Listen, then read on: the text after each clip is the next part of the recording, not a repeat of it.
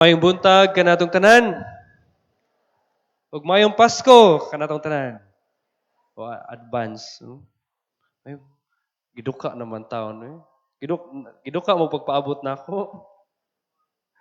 No late kog mga 10 minutes man siguro gyud. Bitaw, I'm thankful sa Ginoo nga safe o paspas ang akong pag-anhi. Paspas pero late gyapon. Ano man kay mga nakasugod nagsigikan man kog kugon.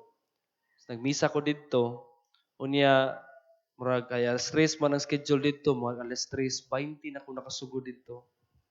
Nya gikan pa ko kuan kanang Cebu City sa Santo Niño ato man ko na-assign. Unya siguro gikuha ra gyud nako Cebu City padung diri sa Tulay. Kay na may mga nagatang ang mga sakristan. Siguro mga 15 minutos. O hinera padagan sa. So, mo to siya. Walay excuse ang ako ang pagka-late pero mga igong dispensa nga pero kailangan lagi ingon lagi nga walay pari nga malate sa misa pero good luck sa libak unya. Bitaw. Padayon ta makigsuonan aside dinhi no. Tod nindot no di ta mo makita. Kanang naamta si kasiyam nga adlaw sa ato ang misa de Gallo o sa katapusan. Kisa may nakakumpleto sa siyam ka adlaw, isa sa kamot. Gamera, di man makita. May atong pagpakan ng Ginoo. Praise the Lord, no? Congratulations nga nakakumpleto mo. Nga dili lang tuod bitaw ato ning gikumpleto ang ato ang misa de Gallo tungod kay naatay mga intensyon. Of course, natural nga naatay intensyon. Pero sayod ta nga kanang ang Ginoo ra gyud magbuot sa tanan. Amen. Bitaw. Bitaw sa atong pag-anhi baya no, makaingon tog maghisgot tag intention, lain baya gyud og intention ang tao. Siguro ang uban kanang nalagi giingon nga mas daghan sugwak gyud ang tao basta December labi na bisadigalyo.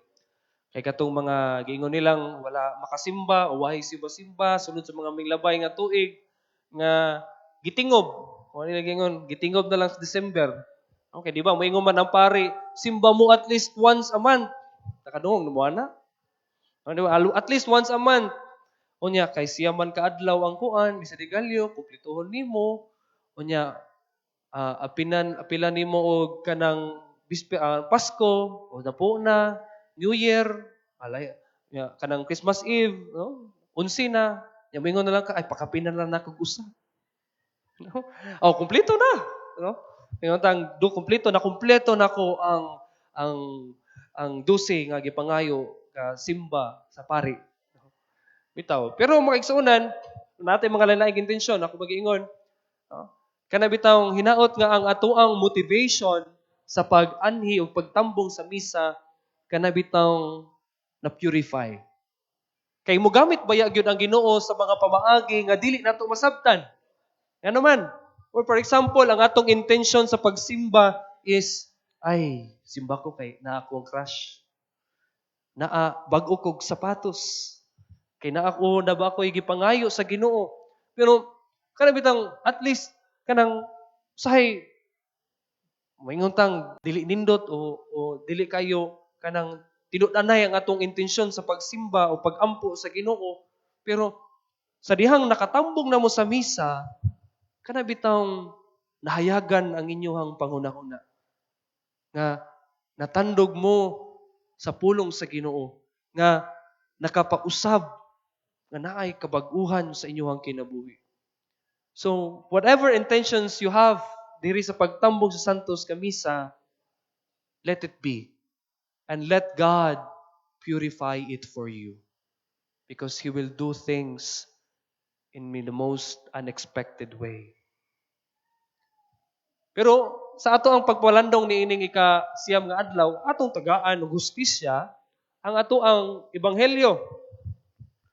Diin man gikan ang atong ebanghelyo, gikan kang San Lucas. Og naghisgot kini sa gitawag nga usa kini ka kanta o pagampo ni Zacarias nga mao ang amahan ni Juan nga magbubunyag nga kung inyong nadungog kagahapon, kung nakatambong mo sa Misa de Gallo, mao to ang pagka-tao o paghatag og pangalan kang Juan. Unya, kini gitawag nga ang title is Benedictus. No? O bitaw makigsunan kanang si Zacarias atong tan-awon ang iyang pagkatao, iyang persona, iyang identity. Usahay bitaw i-compare si Zacarias ug si Maria. No? Unsa may di ba pareho man silang giduaw og anghel. Pareho silang gisultian nga manganak, ang manganak ang asawa ni Isabel, ni Zacarias, di ba? Si Isabel. Unya si Maria giingnan nga magmabdos. Puro sila giduaw sa anghel ug sila na ay gitagaan og misyon. Di ba? Karon gikumpara sila kay si Maria mingsulod o mitando dayon, pero si Zacarias wala mutando. Nagduha-duha. Iyang daghan siyang mga pangutana, ug tungod kay daghan siyang mga pangutana, siya gihimong amang. Di siya makasulti sulod sa siyam ka bulan. Pero, muingon ko ninyo makaigsuunan, kinsa may inyong pilion? Si Maria o si Zacarias? Yes, ang uban miingon Maria. Pero na ako'y nindot nga proposal ninyo. Atong tanawon ang kinabuhi ni Zacarias. Human nga nanganak ang iyang asawa nga si Isabel, nakasulti siya, di ba? Ug kining iyang away niyong nadungog karon, mauni ang iyang pasalamat, mauni ang iyang pagampo ug pagdahig sa Ginoo kay adunay dakong milagro nga ning abot sa ilang kinabuhi, maunang nakaampo in town si Zacarias.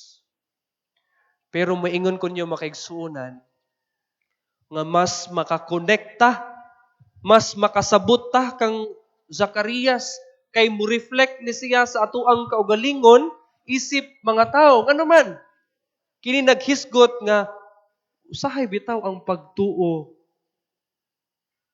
kanang mahagba ta. Pero inig kahagba, mubangon ta. Ang klase sa pagtuo ni Zacarias, ipakita ang pagkatawhanon nato. No, di ba? Kung naay mga pagsulay, usahay, daghantag mga pangutana sa Dios. Usahay, kung di ta kasabot sa nahitabo, mubiya ta, magpalayo ta. Pero sa dihang gikuso-kuso ta makaigsuunan, naay nagbangon nato. Nya sa atong pagbangon, mas nilig-un ta, mas nilawom ang atong pagtuo. Inana si Zacarias. Zacarias, ang kinabuhi ni Zacarias, naghiskot, nagtudlo kanato sa atong tawhanon nga pagtuo nga usahay mapawng-pawng. Pero inigbalik, lagsik, buhi, mas lindot ang atong relasyon. Mo nang gingon nga sa nahitabo ni Zacarias, nakapausab sa iyang kinabuhi. Nakapabag-o sa iyang kinabuhi. No, nahimo siyang amang. Nahimo siyang kanabitang nahilom siya. Nga ang kanabitang maingon ta makigsunan, diha sa kahilom anha musulti ang Ginoo. Mo nang it's very important to be silent.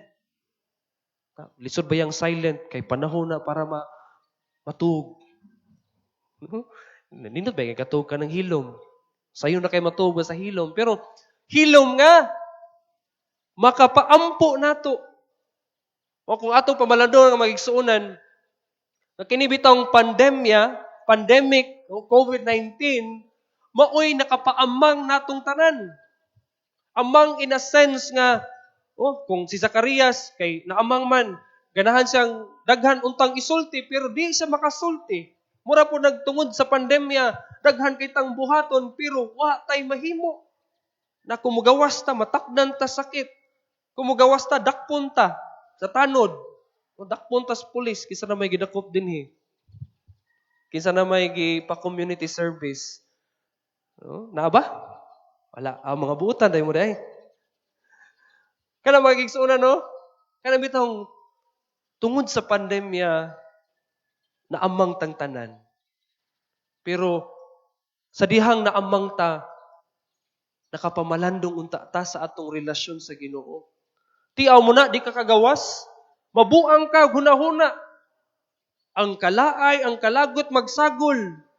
Ang asawa nga nini, dili ni mo ganahan makita, imo na makita kada adlaw. No? Puol. Puol ba? Ana ba? Di ba? Nga, hinaot makikson, ang akong punto is, unta, na-realize nato kung unsa nato gikinahanglan ang Dios sa panahon nga naamang ta. Naamang ta sa pandemya. Naamang ta sa kalisod. Yung mauna ang nahitabo karon kang Zacarias, mas nilawom ang iyang pagtuo. Pero aduna ko'y mas lain og mas nindot nga pamalandungan makigsuonan. Karon ako ning i-connect sa nahitabo bitaw dito sa kining Tarlac. Isa na may nakadungog dito sa Paniki Tarlac. No, kato bitaw usa ka pulis nga gitawag nato na giwali na mo siguro to subang pare, no? Kato naka-pustil og kanang mag-inahan. So, sakit paminawon ang nahitabo. Pero usa sa mga daghan kaayo mga pangutana sa tao is mahitungod atong bata, anak sa pulis. Sa dihang gipusil, namusil ang iyang papa, makita gyud nimo sa video nga murag wa lang. Murag naanad na siya. Wata kasabot, di ta maka-judge sa bata. Naidaghan niingon, no? Luoy ang bata, pero naiuban niingon, gidaot ang bata, no? Way puangod ang bata, no? Daghang mga grupo, pero asa man mo? Pero di ta makahukom sa bata. Adto ang pangutana makaigsuonan kung giunsa pagpadako sa amahan ang anak. Ang tubag niya na makaigsuonan, unsaon man nato pagpadako ang atong mga anak, labi na sa mga amahan nga naa dinhi. Adunay nindot ka mensahe ang ato ang ebanghelyo. Pinaagi sa pinulungan nga ang Ginoo mo disiplina sa iyang mga anak. Dili tungod kay silutan ka o lisod-lisoron ka, kundi gidisiplina ka tungod kay i-correct ka. Tungod kay ganahan siya nga ampingan ka. Hinaot inani atong panglantaw sa Ginoo. No? Mao ni ang nahitabo kang Zacarias, it was not a discipline or it was not a punishment for him, but it was a moment of grace to reflect sa mensahe sa Ginoo para kaniya. Mao nang kung ikaw amahan karon o mahimong amahan, ayaw kasab-i ang imong anak tungod kay wa siya makakuha og medalya, wa siya makadala og trophy sa inyong panimalay. Kasab-i siya makaigsuonan tungod kay nakapadaog-daog siya isig katawo. Inaana unta ang atoang panglantaw sa disiplina. Disiplina nga balanse. Bati po ng disiplina nga kuan kanang sobra rasad. Gamayng sayo bunal dayon. Gamayng sayo silot dayon. Kung atong tan-awon ang pagkaamang usa ka disiplina, di ba nindot kaayo? Daghan tag ma-realize. Ug sa ikaduha makigsuonan kining punto sa gibuhat ni Zacarias. No prayer ni Zacarias. Unya, prayer padong sa Ginoo. Pero ni dalikyat baya siya para sa iyang anak. Ug unsa may iyang giingon? Ug ikaw, anak ko, tawgon ka nga propeta sa Dios nga labing halangdon. Mo ni giingon makigsuunan nga nakasabot na si Zacarias sa misyon. Bisag wa pa gamay pa lang ang iyang anak, nakasabot na siya nga adunay plano ang Ginoo para sa iyang anak. Kitang mga ginikanan, nakasabot ba kita sa dalan nga gipili sa atong mga anak? O kitay magbuot? No, kung nakadungog mo sa ebanghelyo gahapon nga no, mga silingan, mga paryente ni Isabel o ni Zacarias mooy magbuot sa unsay ingan sa kanang bata, no? Tawgon tag Zacarias Jr. Pero ning barog si Isabel o si Zacarias ngang itawag sa ilang anak dili Zacarias kundi Juan. Kung usahay magigsuunan, no, kay moingon tang, oy, kanang nurse ang imuhang paryente, dapat mag-nurse sad ka. Mo ni gingon magigsuunan nga kitang mga ginikanan unta makasabot sa gipili nga dalan sa atong mga anak. Pero usahay moingon mo pilosopo bitaw ang amahan, moingon, Father, nga sayo man nga nabuntis ang akong anak. So meaning pagbuot na sa plano sa Ginoo, biyon sa mainyong itubag. Hilom na lang ta, kaya di mo ta kabalo. No? Pero makigsuunan, kay usahay mong God, mangita tag kabasulan. Nya ang pinakasayon nga basulan nato, wa joy lain ang Ginoo. Pero dili ba mo makamatngon makigsuunan? Sa dihang pananglitan nabuntis og sayo ang anak. Dili ba nga nahimong opportunity kato, nahimong higayon nga mas maresponsable ang imong anak. Kay tungod na say anak, mahimo na siyang kamao, muatiman. Nagmahigugmaon siya, kanabitaw nausab pud ang iyang kinabuhi. Yes, we do not like those challenges. Naatay ganahan nga kaugmaon sa atong mga anak. Pero hinaot nga ang mga pagsulay maoy makaamgo kanato. No, sama sa gibuhat ni Zacarias, iyang gidawat unsay mahitabo sa iyahang anak. Kung ganahan ta makahibalo unsaon pagpakaamahan, nan mao kana ang atong ebanghelyo karon. Ang pagkaamahan sa Dios, ang pagkaamahan ni Zacarias. Nindot kay kining tanan mensahe para sa mga amahan karon. Pagpahinumdom labi na sa mga mahimong amahan. Mamalandong ta, magpasalamat ta sa Dios nga aduna kitay amahan nga manuluyon, amahan nga magiya kanato sa kahayag. Amen.